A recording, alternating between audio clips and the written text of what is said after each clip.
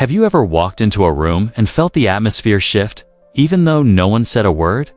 That's not just your imagination. Something in you arrived before your body did. That something is your energy, your aura. It's an invisible field you radiate just by being yourself. Your presence has gravity. It vibrates, and it precedes your voice. Carl Jung called this the self, the organizing center of the psyche, where ego and essence converge. When this alignment is strong, your energy becomes real, and for some, even overwhelming. Some people are drawn to it. Others feel threatened, because your light, without meaning to, exposes the shadows they hide. Throughout history, myths have described people whose energy was larger than life. The shaman who shifts a village's mood. The calm leader who diffuses conflict. That one person whose arrival hushes the room. What they all share is this: an inner coherence that vibrates outward, a presence that moves the space, an aura that refuses to hide. And in this video, we're going to explore 13 signs that your aura may be so powerful it unsettles those around you. Stick around, because once you see these signs in yourself, you'll realize what makes you different is your power. Let's begin.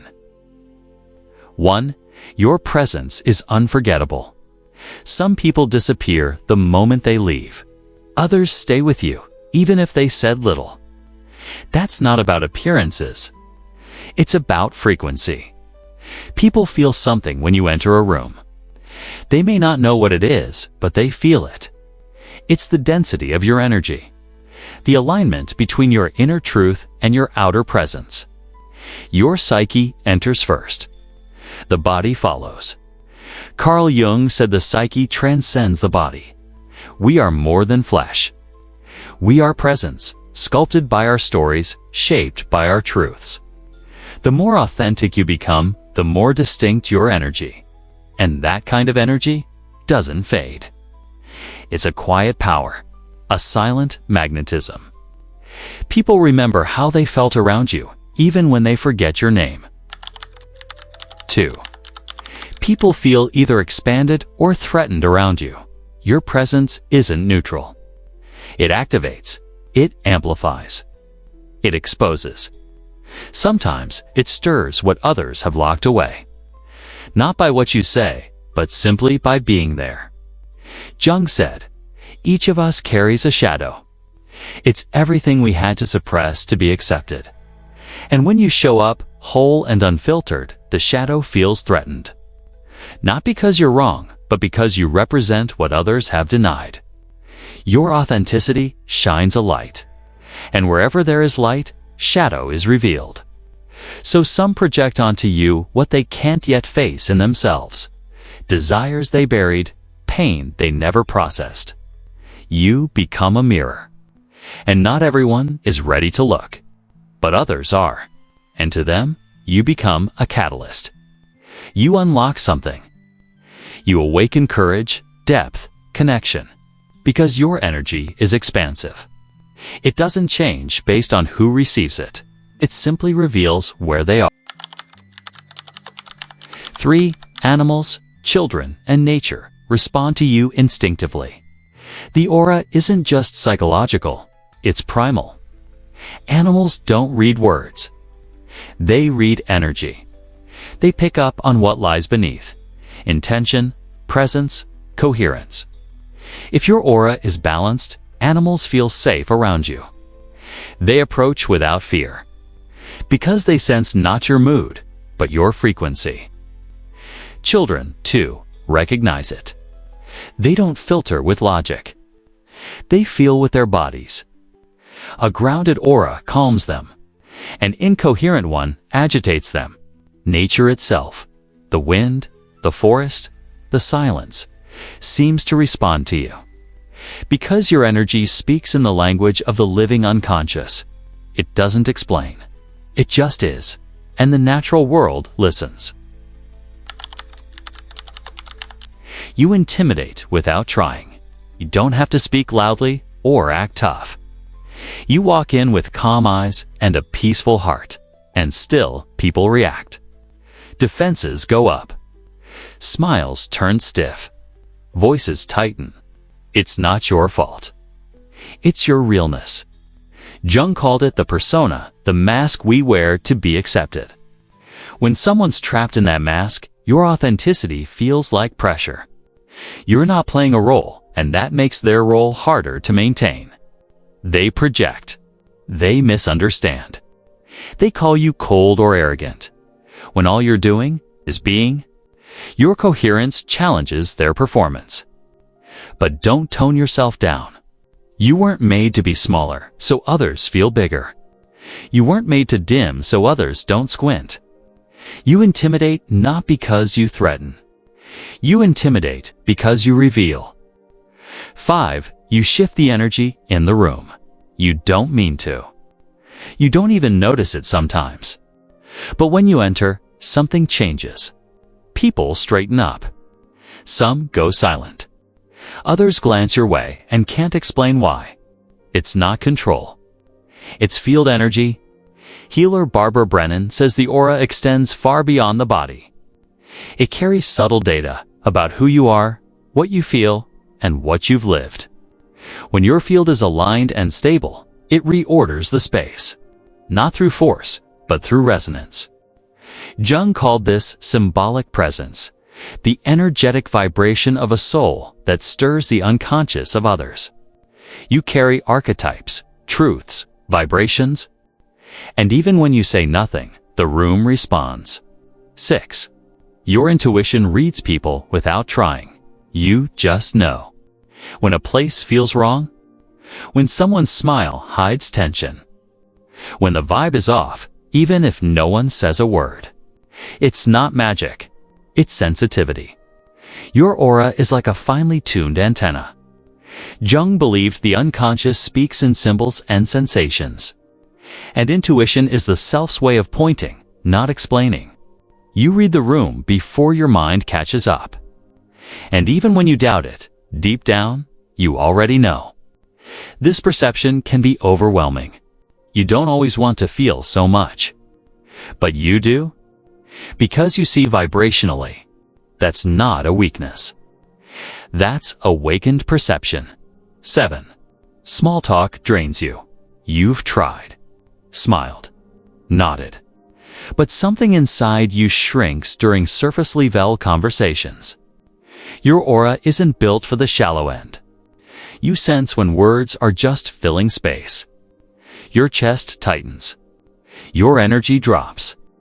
You weren't made for masks. You weren't made to pretend.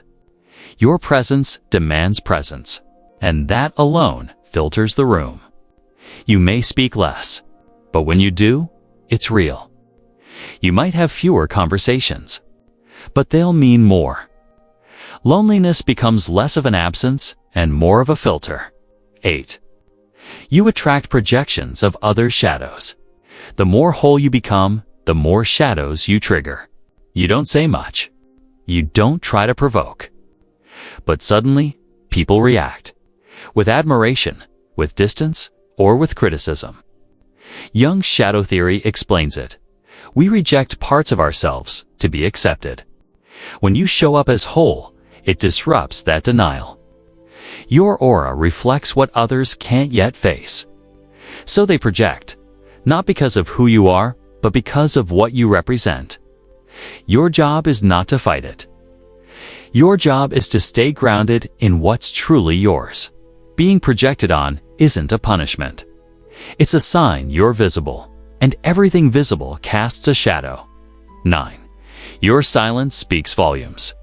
You don't explain yourself to be understood. You don't talk to fill the air. You contain energy. And in that containment, something rare is born. Presence. People feel it, even if they can't name it. You don't demand attention. You hold it. You don't push your value. You radiate it. Silence, when conscious, is power. It says, I'm at ease in my own skin. You'll be remembered not for talking much, but for how you made others feel. That's the weight of vibration. And vibration doesn't lie. 10. You attract unfiltered confessions. It happens without warning. A stranger shares something raw. A friend suddenly breaks down. You didn't ask. You didn't dig. But they opened up. Because your aura holds space. And the unconscious seeks that kind of container. Jung said the unconscious is always looking for expression. And when it finds safety, it speaks.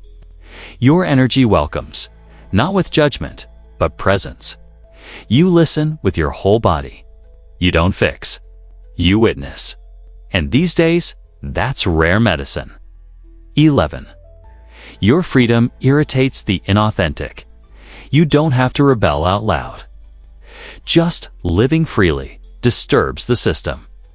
Your ease reveals others' tension. Your courage exposes others' fear. You don't accuse. You just exist. But your existence asks, are you still pretending? You don't demand change. But you remind people what's possible. And that's disruptive. To anyone who's still clinging to masks. 12. You leave a mark after you leave the room. Your absence is felt. The silence you leave behind says more than most people's presence. It's not because you were loud. It's because you were real. People remember your vibe, your frequency, not your clothes, not your voice, your energy. It lingered. It stirred something. And even when you're gone, part of you stays. 13. Your inner work is what powers your aura. Your presence didn't come from a book or quote. It came from nights of facing yourself, from letting parts of you die so something real could be born. You're not radiant because you avoided darkness. You're radiant because you walked through it. Your aura isn't spontaneous. It's cultivated, purified, forged in truth. You don't glow to impress. You glow because you're whole. And yes, it unsettles some. But that's not your burden. That's their awakening. As Carl Jung said, the collective unconscious reacts to what it hasn't yet integrated. You are a reminder, a mirror, a silent invitation, and your aura. It's your signature. Not something you control, but something you embody. And the more aligned you are, the louder it speaks. So no, don't shrink. Don't apologize for your expansion. Don't dim your light just because it blinds those still in darkness. You're not here to please. You're here to live in truth. So, if this message resonated with you, subscribe. Turn on notifications. And comment below. My aura speaks before I do. Let that be our silent password. The ones who know will recognize. See you in the next video.